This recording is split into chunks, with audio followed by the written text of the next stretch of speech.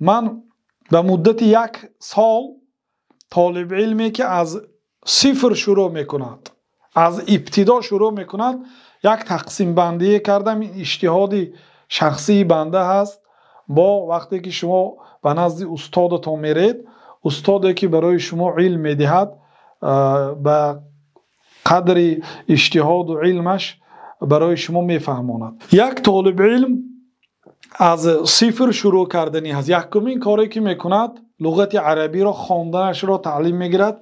کتاب قاعده بغدادی که ما استادان ما به ما قاعده بغدادی تعلیم داده بودند و در بعضی منطقه ها معلمی ثانی میخوانند، یعنی هر دوشم اجازت است. در یک ماه اول قاعده بغدادی را میخوانید، یعنی حرف ها را میآموزید، خواندن آن را میآموزید و در پایان قاعده بغدادی جزئی عامه دارد.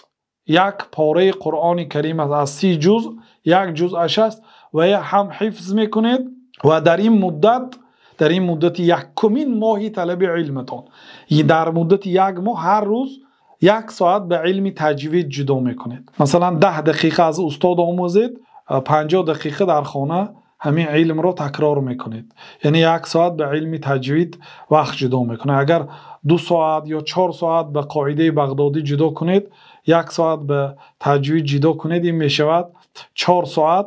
1 ساعت دیگر این اجتهادی من است که از برآمدهای علمای فارسی زبان، علل خصوص آن برآمدهایی که شما رو ترغیب به آموختن علم میکند. این اولین سالها برادرای عزیز، اولین سالها، حتی میشود 10 سال اولی طلب علم از همه روزهای سختش. حتی بعضی استادان ما در شهر اصفهان رفته خوانده می آمدند، 5 سال فقط نحو و صرف خوانده آمده هستند.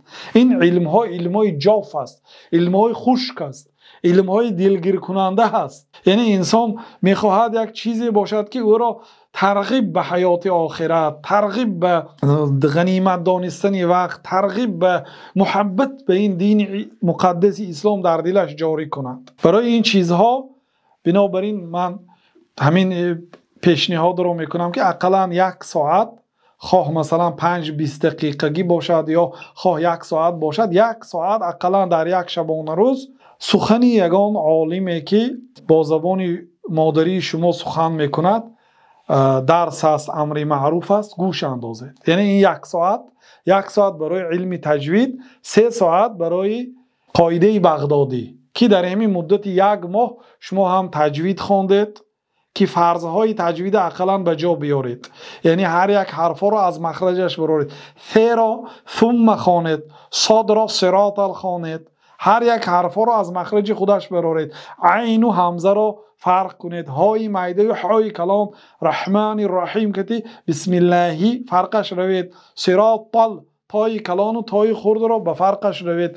یعنی تجوید را در مدت 1 ماه رعایت کنید، 1 جزئی عامه را حفظ کنید و در این مدت 30 ساعت یعنی برآمد دانشمندانی که به زبان مادریتان سخن میکند گوش کنید. یعنی اگر در 1 روز 5 ساعت اگر برای طلب علم اگر جدا کنید، که این البته کم است، لیکن طالب علمی که برای علم اگر 10 ساعت وقت جدا کند، این اگر با همین اصول اگر 10 سال 15 سال علم گیرد، در مدت کوتاه علم میگیرد، انشاءالله عالم میشد. خب یعنی که در مدت 1 ماه 30 ساعت لکسی گوش کردید، درس تجوید را به آخر رساندید که خودش 30 درس است و قاعده بغدادی را حفظ کردید که از 1 جزئی قرآن است.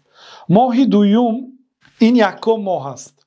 دوم مرتبه 2 ماه است. برای چی؟ برای آنکه در این 2 ماه هم پاره 29 را حفظ میکنید، هم پاره 28 را، یعنی از پایان به بالا میروید. 30 را حفظ کردید، 29 30 را حفظ میکنید. این درس قرآن است. اگر به درس قرآن 4 ساعت وقت جدا کنید در ابتدا، بله مشکل است و این چونین امروز برای ما آسان است که میتوانید آن جایی که حفظ میکنید 10 مراتبه، 5 مراتبه، 20 مراتبه از 2 نمود 3 نمود قاری های خوش آواز گوش کنید که با تجوید قرائت کردید. بعد حفظ کنید. به استاد اول میخوانید، استاد خطاگی های شما را اصلاح میکند، بعد حفظ میکنید، بعد به استاد میسپارید و مبدأ القرائت را شروع میکنید. ما واقعا مبدأ القرائت خواندگی هستیم، با همین مبدأ القرائت علم عربی آموختیم که مبدأ القرائت قسم یک اطراف 700-800 لغت دارد، 52 درس دارد. به مدت 2 ماه مبدأ القرائت را هر روز یک درس او در 1 ساعت تیار میشد. برادرای عزیز 1 ساعت 10-12 لغت دارد، حفظ میکنید. ما یک لغت را 100 مرتبه تکرار میکردیم. رفع مثلا بسیار لغت های زبان فارسی با زبان عربی چند فایزش موافقت میمونه. مثلا کتاب به زبان عربی هم کتاب است، به زبان فارسی هم کتاب است. مثلا عموما همین خیلی لغت ها را حفظ میکنید. 1 ساعت برای مبدأ القرائت جدا کنید و در یک روز 1 درس خوانید. این برای یعنی یک طالب علمی تنبل هم کفایتی میکنه. لیکن اگر به غیرت باشید و در یک روز 3 درسی مبدأ القرائت خوانید خیلی وسیع است. لیکن من یک میانه یک معتدل را بیان کرده ایستادم. و این چنین کتاب بیدان که کتاب خرد است به زبان فارسی نوشته شدگی است که یک مقدمه درباره علم صرف است. برای یک کلمه رو برای شما صرف کردنش رو تعلیم میدهد. یعنی این در مدت 2 ماه، یعنی مرتبه دوم 2 ماه است. در این مدت 2 ماه 2 پاره قرآن حفظ میکنید. مبدأ القرائت 1 را تمام میکنید، بیدان را خوانده تمام میکنید و حفظ میکنید. 2 ماهی بعدی یعنی میشود 5مین ماه در این مبدأ القرائت رقم 2 را میخوانید که عبارت از 60 درس است. هر روز 1 درس. نه 1 درسش 12 لغت دارد. برادرای عزیز حفظی جزئی 27 و 26 2 پاره قرآن از یاد میکنید در مدت 2 ماه و این چون علمی صرف میخوانید. یعنی با این 5 ماه شد. 2 ماهی دیگر در اون جزئی 23 24 25 3 جزء حفظ میکنید در این 2 ماه و در این 2 ماه هم فقط علمی صرف میخونید و آن صحبت هایی که به زبان مادری هست 1 ساعتی او در مدت 1 سال موجود است. 300 ساعت در مدت 1 سال یعنی به زبان مادری تان درسی تاجیکی یا کدام زبانی که نباشد چی میکنید؟ می آموزید، گوش میکنید. چون که گوش کردن هم فایده دارد. شما وقتی که امروز فقط حفظ قرآن میکنید معنایش رو نمیدانید، صرف میخوانید، یعنی یک فنی دلگیر کننده هست لیکن واجب است. شما ثواب میگیرید. ما لا یتم الواجب الا به فهو واجب. آنی که بدون وی واجب تمام نمیشه اونم واجب است. من مثلا حفظ میکنید ذئب گرگ، ذئب گرگ، دب خرس، فرس اسب. گفته لغت از یاد میکنید. یک شخص اگر بیند گویا شما هیچ چیز علمی شرعی نیست، لیکن فردا شما از کجا میدونید که گوشت اسب حلال است یا حرام است، گوشت گرگ حلال است یا حرام است؟ از کتاب ها برای مردم فهمانیدن و خودتان فهمیدن این کلمه ها رو باید دانید. نگویید با گرگ گیرید و گوسفند ترجمه کنید. برای همین حفظ میکنید، ثواب میگیرید. بله در ابتدا مشقت است. برای همین مشقتش بردن من توصیه میدم که هر روز اقلا 1 ساعت به زبان مادریتان یک امر معروف، 1 درس گوش کنید تا اینکه جبران کند این غم و غصه شما را. بعد ماهی این 5 ماه شد. 1 ماه اول قاعده بغدادی، 2 ماه برای مبدأ القرائت 1، 2 ماه دیگه به مبدأ القرائت 2، بعد ماهی 7 یعنی 6 و 7 حفظ جزءهای 23 24 25 و باز هم علمی صرف. در همین مدت 2 ماه فکر میکنم که آن صرف هایی که به زبان فارسی و تاجیکی نوشته شده است و استادتون درس میده اینه تمام میکنید. علمی صرف را 1 مرتبه مردم عجم باید به زبان خودش 1 مرتبه اول آموزد. برای همین این درس هایی که الان برای شما گفته ایستادم برای آن آدمایی که عجم است، برای عرب نیست.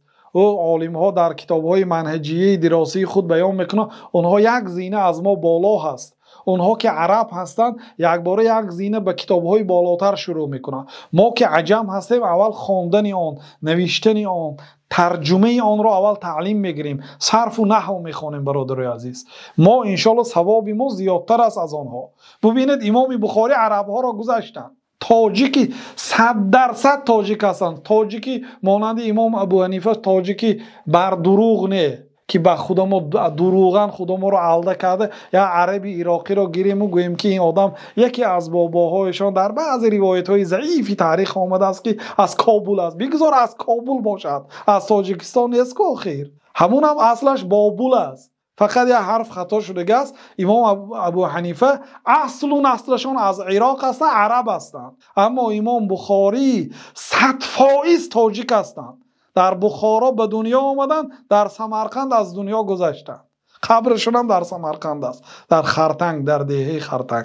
بنابراین ما که عجم هستیم، برای ما اول یعنی که صرف نحو را با زبان مادری خود آموختن، برای همین مجبور هستیم و انشاءالله برای این اجر عظیم میگیرید. بعد از آن در 2 ماهه بعدی حفظ جزءهای 20 21 22 و علم نحو که در جایهای ما استادان دروس نحویه هست که به زبانی ساده تر نوشته شده است. حتی امروز بعضی مؤلفات نحو هم بعضی ها به زبان تاجیکی یا فارسی نوشتند که ترجمه کرده است مشقهایش را.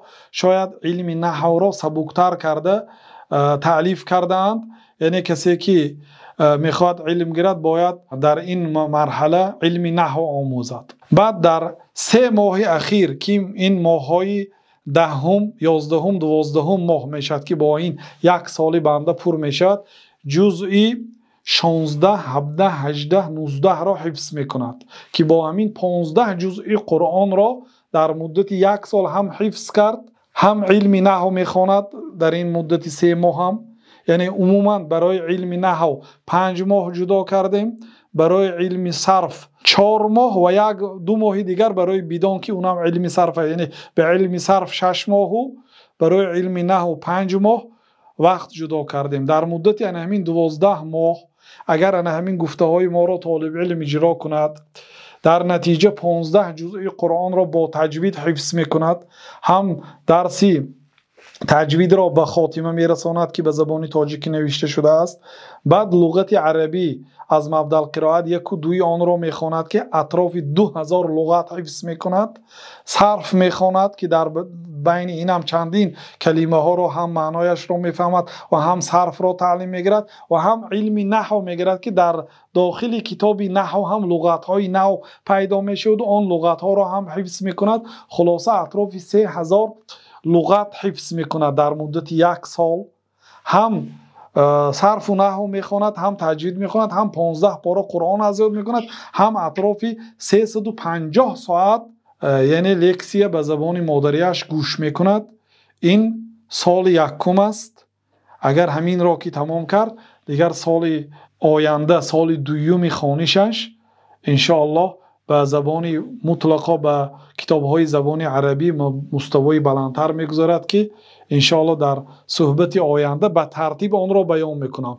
کدام طالب علمایی که حالا در بین ما همین فن‌هایی که گفتیم گذشته است، او میتواند دوام همین مرتبه را رعایت کرده گیرد. آنهایی که از این هم گذشتن دوامش، یا آنهایی که همین اینا میدانند فقط میتواند به شاگردان با همین اسلوب تعلیم دهید، یا اینکه یعنی که این اجتهادی هست.